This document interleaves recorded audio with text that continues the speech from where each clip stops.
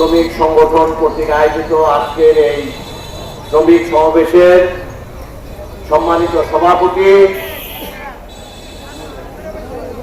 মজিদ ভাই, উপস্থিত মুক্তাগাছা থানা উপজেলার সমস্ত শ্রমিক ইউনিয়ন, আমাদের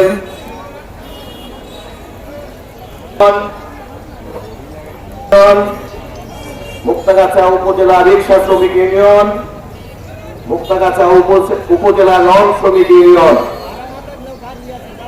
কুলি শ্রমিক ইউনিয়ন, শ্রমিক ইউনিয়ন এর ভাইরা উপস্থিত আছেন। মুক্তাগাছা উপজেলা বিএনপির সংগ্রামী আহ্বায়ক উপস্থিত আছেন। মুক্তাগাছা উপজেলা বিএনপির সংগ্রামী সভাপতি, সংগ্রামী সাধারণ সম্পাদক এবং সাংগঠনিক সম্পাদক। দীর্ঘদিন পর আমরা আমাদের মুক্তাগাছার শ্রমিক ভাইদেরকে সাথে নিয়ে আমরা আজকের মতো একটি সমাবেশ করার সুযোগ পেয়েছি। অনেক বাধা বিপত্তির কারণে সকলের সাথে সুসম্পর্ক থাকার সত্ত্বেও আমরা এমন ভাবে এরকম শ্রমিক ভাইদেরকে নিয়ে দীর্ঘদিন এই কোনো অনুষ্ঠান করতে পারি নাই, কোনো সমাবেশ করতে পারি নাই।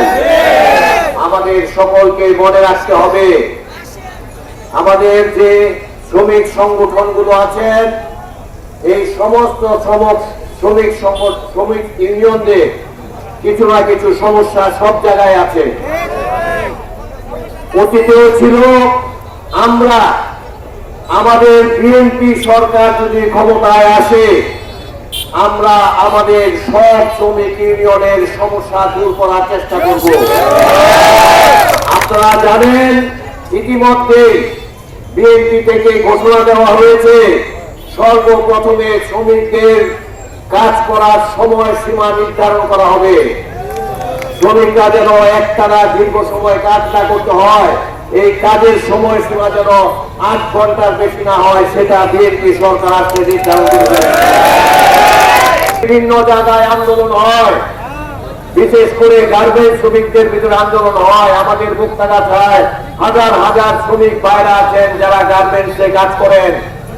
এই গার্মেন্টস শ্রমিকদের মজুরি নির্ধারণের জন্য বিএনপি দীর্ঘ 16 বছর যাবৎ আন্দোলন করে যাচ্ছে। ইনশাআল্লাহ বিএনপি সরকার ক্ষমতায় আসলে সেটারও সমাধান বিএনপি সরকার করবে।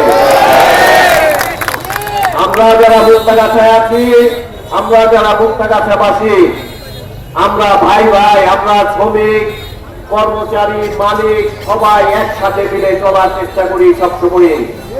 এবং সামনেও আমাদের যারা রিক্সা শ্রমিক ভাইরা আছেন, যারা কুলি শ্রমিক ভাইরা আছেন, যারা ট্রাক শ্রমিক ভাইরা আছেন, সকল শ্রমিক ভাইদের উদ্দেশ্যে শুধু একটি কথা বলবো, আমরা দীর্ঘদিন যাবৎ মুক্তাগাছা রাজনীতি করে আসছি।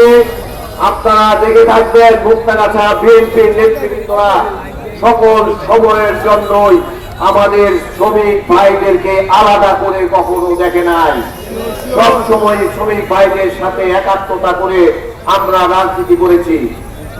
আমাদের দীর্ঘ আন্দোলন, এই জুলাই আগস্টের আন্দোলনের ফলে আমাদের ছাত্র ভাইরা, আমাদের বিএনপি নেতৃবৃন্দরা এবং আমাদের শ্রমিক ভাইদের আন্দোলনের মাধ্যমে এই 5ই আগস্ট সফল হয়েছে।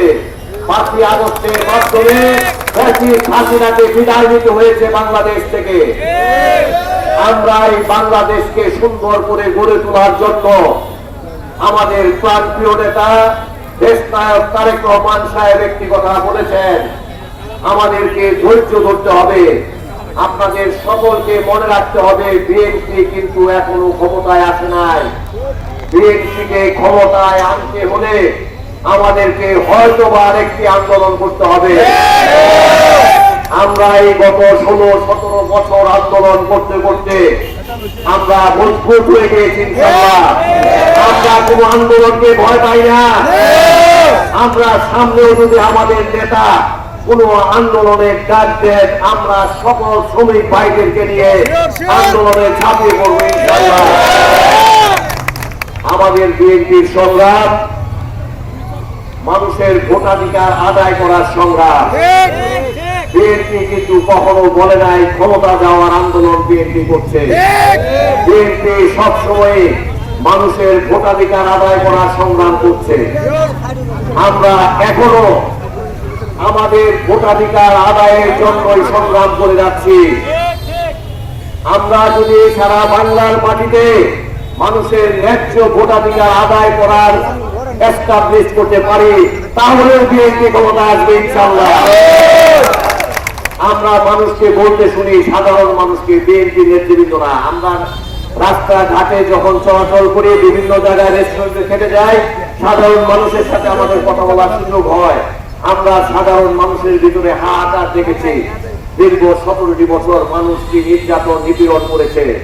আমাদের ছাত্র ভাইয়েরা এখন যারা 30-35 বছর, যাদের 17-18 বছর, এই 30-35 বছরের ভাইয়েরা দীর্ঘ 15টি বছর ভোট দিতে পারে নাই।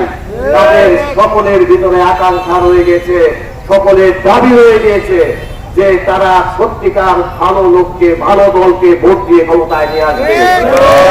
আমরা সেটার জন্যই সংগ্রাম করছি। ইনশাআল্লাহ আমাদের সংগ্রাম সফল হবে। আমাদের সকল শ্রমিক ভাইরা যদি বিএনপির সাথে একাত্মতা হয়েছে, এই সকল শ্রমিক ভাইদেরকে সাথে নিয়ে আমরা বাংলার মাটিতে বিএনপির কে এস্টাবলিশ করে ছাড়ব।